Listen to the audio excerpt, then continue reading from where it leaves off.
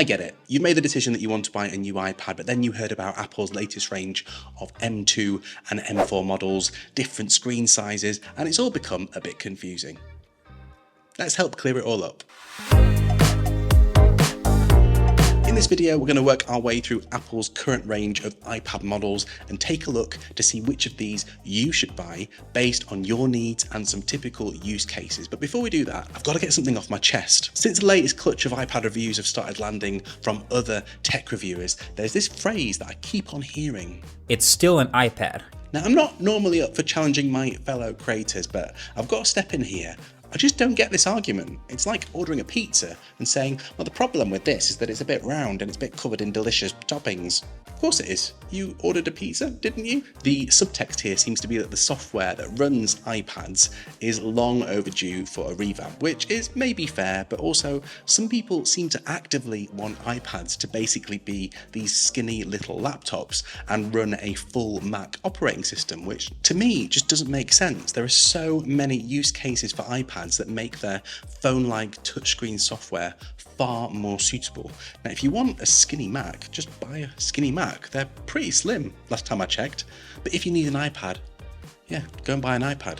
And this video should help you know what you're getting into when you do. Okay, that's my rant over. Let's start with the iPad Pro. Now, Apple just brought out a monstrous upgrade to their flagship model, which includes a dual OLED display called the Ultra Retina XDR, super slim design. In fact, it's slimmer than any product they've ever made, and the M4 chip, which is the most powerful processor in any Apple device at the time of making this video. And of course, that means if you're picking one of these up, you're going to be dropping a minimum of $1,000 for the base model, and that'll get you the 11-inch Wi-Fi only version. By the way, you can pay a lot more for this device though, so if you need cellular connectivity, that'll be more. If you want a storage upgrade, that'll be more. And if you want this fancy nano texture glass that reduces reflections and glare, you'll be looking at over $2,500 for the full fat version, which is an absolutely insane amount of money. The kind of money that should make a normal person who doesn't really need an iPad Pro go, hang on, I could probably take that money and get myself a pretty beefy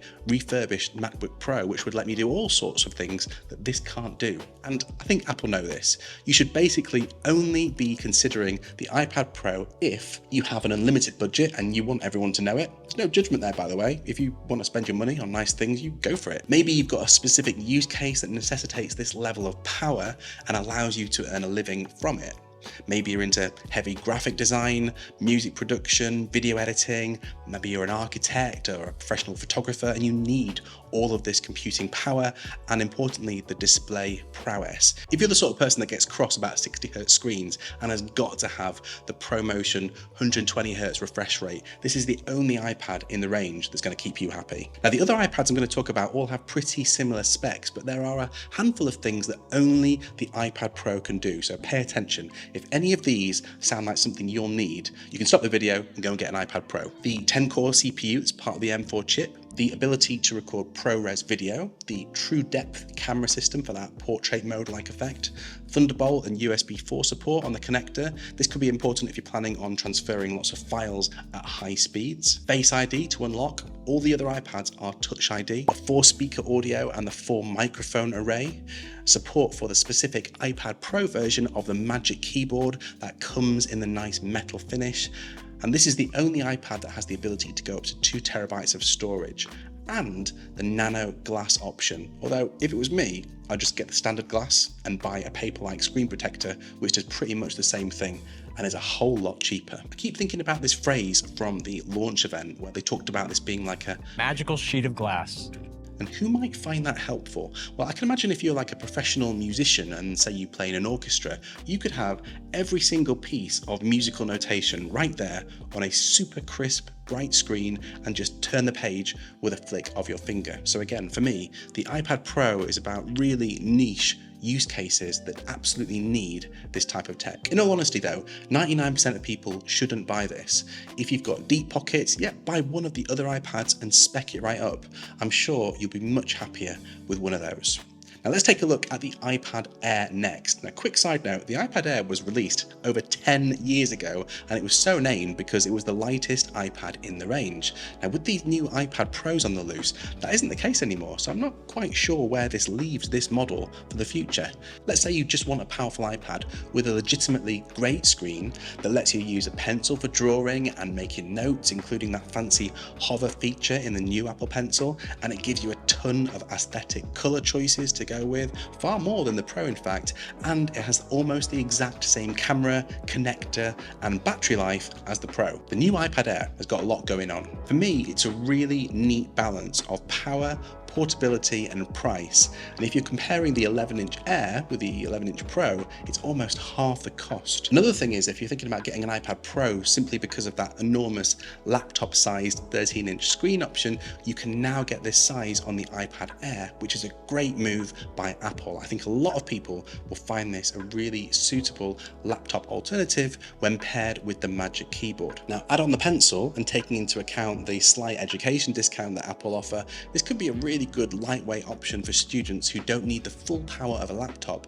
but do need to do more than just the basics. I'm not going to list all the possible use cases with the iPad Air because genuinely this product fits so many scenarios. It's probably easier to say why you shouldn't buy this. Yeah, let's try that. Now, don't buy the iPad Air M2 if you only need an iPad for super basic uses, if you're extremely budget sensitive, if you'll never have a need for that floating Magic Keyboard or the latest Apple Pencil features, or if 11 inches is a bit too much for you to handle. Oi, no giggling at the back of the class please. Honestly, that's about it. This is a superb product, and if you thought one of those points applied to you, good news. We've got two options left. Let's take a look at the recently discounted iPad 10th Gen. Again, naming conventions at Apple is just random, isn't it? They should have called this something like the iPad Classic because really, that's what it is. And although the base storage is pretty laughable, even if you go with the only other usable option at 256 gigabytes, it's under $500. And for that, yeah, you get a slightly slower chip than the other two we've looked at so far, but otherwise, this one has a lot more in common with the iPad Air M2.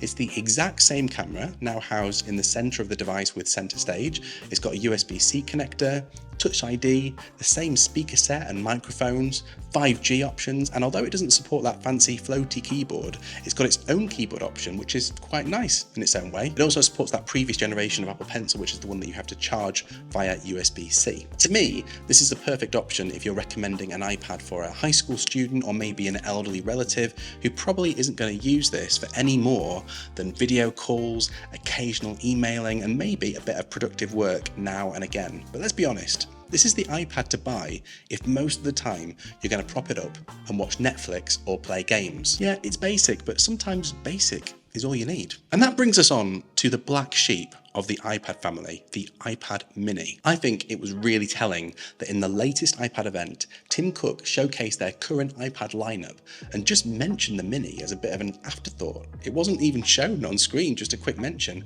And I think this means one of two things.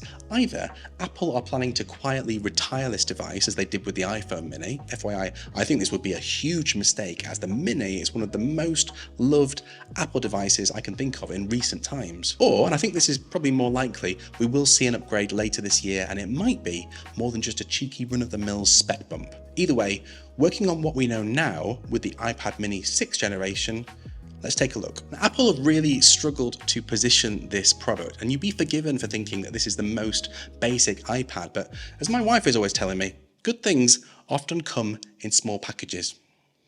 Anyway, if you compare it alongside the iPad 10th Gen, it starts to look quite interesting for just a little bit more money. Now, obviously the key difference here is the screen size. It is a mini size at 8.3 inches, but it's a far better screen than the iPad 10th Gen. It's actually giving the same quality of screen as you get in the new iPad Air models with P3 color, True Tone, and anti-reflective coating.